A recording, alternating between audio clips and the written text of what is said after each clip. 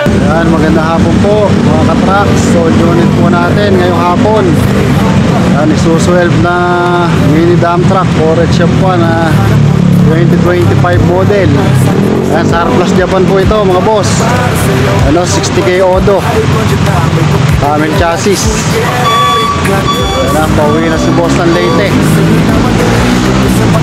Solid followers po natin from Leyte, Sir Arnel Canabe. Yan, maraming salamat po sa tiwala.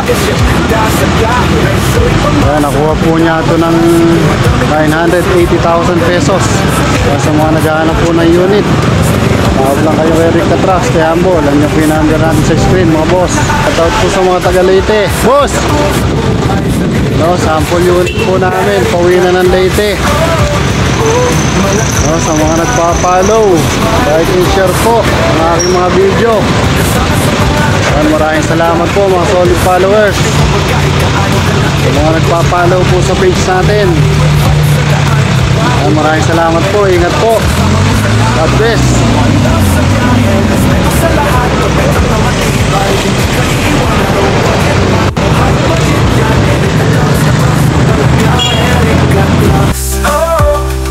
Seller na madali, kausap at mapa-Eric Trucks. Mapagkakakiwalaan, laging maasa.